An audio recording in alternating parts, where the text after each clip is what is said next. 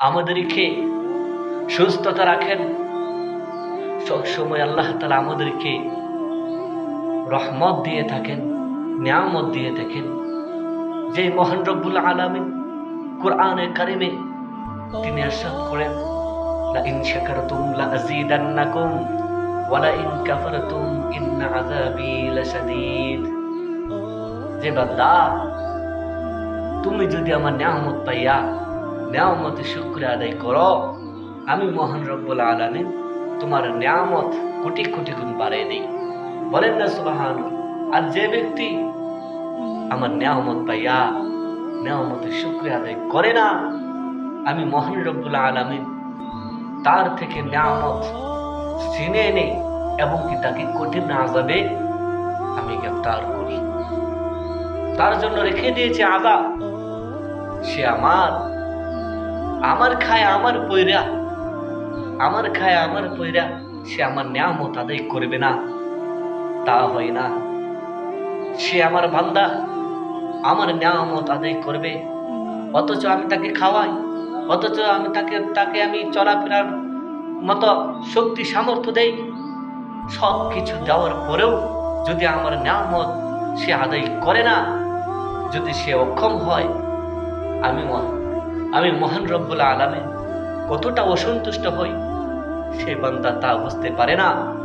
যদি বুঝতো তাহলে সে আমার প্রতিটা সেকেন্ডে সে নিয়ামত আদায় করত, প্রতিটা সেকেন্ডে সে নিয়ামত শুকরিয়া আদায় করত, কিন্তু তা করে না।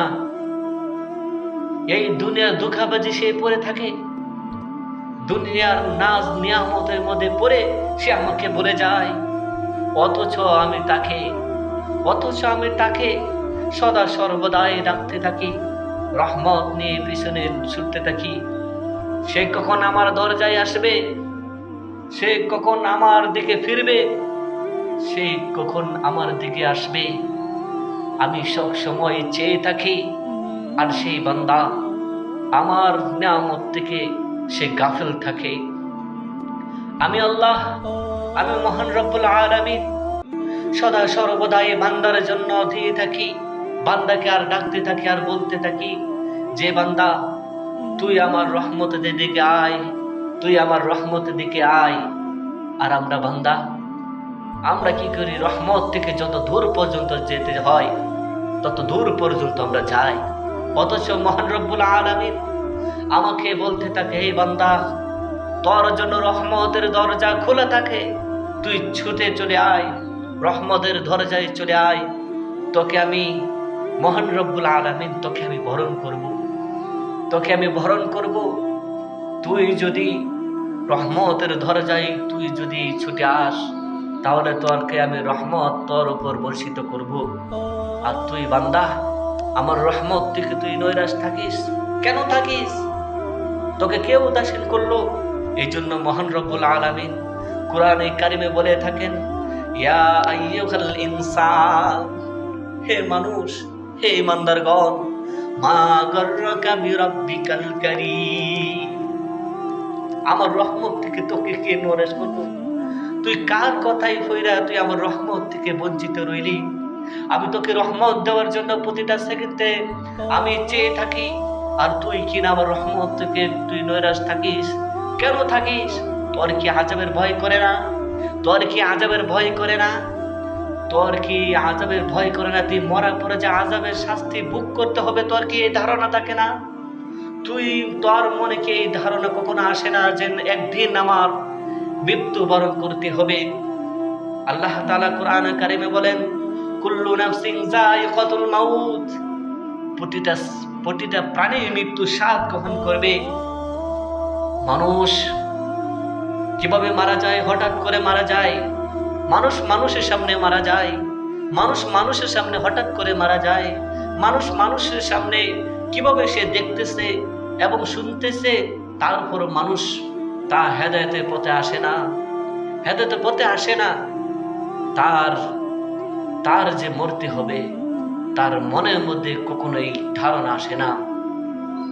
একজন মানুষ সে কিভাবে গাফিল থাকে, মৃত্যুর পরে যে আমার পরে সামানা নিয়ে যেতে হবে। এই দুনিয়া থেকে যে মৃত্যুর পরে আখিরাতের জন্য যে আমার সামানা করার দরকার, এই দুনিয়াতে আল্লাহ তাআলার হাবিব তিনি বলেন আদ-দুনিয়া মাজরাতুল আখিরা, এই দুনিয়াটা হচ্ছে আখিরাতের জন্য ক্ষেত স্বরূপ।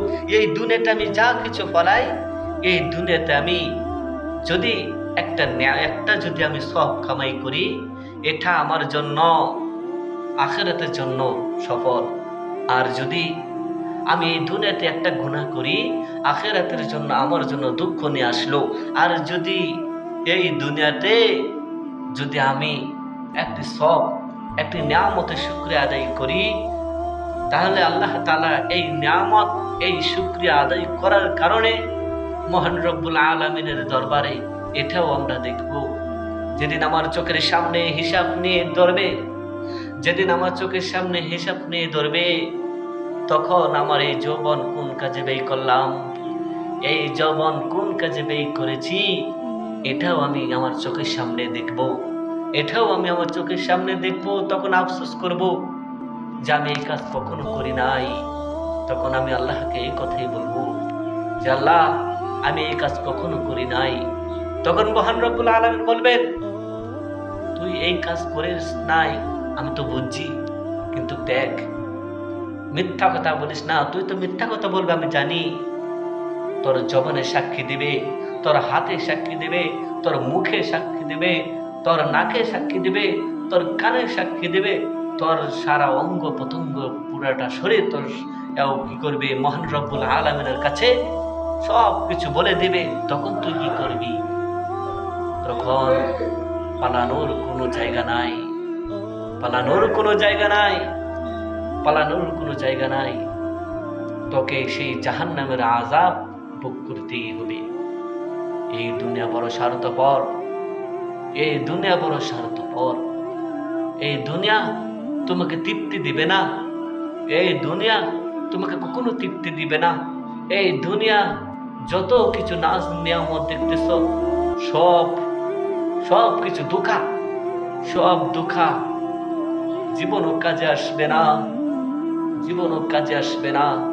এই দুনিয়া দুঃখাবাজি, এই দুনিয়া দুঃখাবাজি চিরস্থায়ী নয়, চিরস্থায়ী নয়। আমার জন্য আর আপনার জন্য চিরস্থায়ী সুখ শান্তি রেখে দিয়েছেন মহান রব্বুল আলামিন জান্নাত। জান্নাত, সেখানে আপনি সারা জীবন সুখ করতে পারবেন, সেখানে আপনি সারা জীবন সুখ করতে পারবেন। আপনার ভুগনি সেখানে বুক করতে পারবেন। দুনিয়াতে বুক করার জায়গা না।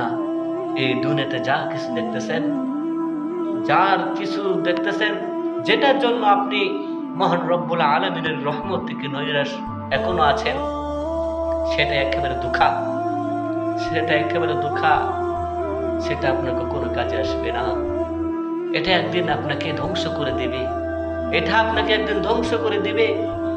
মৃত্যুর পরে দুনিয়া দেখবেন না।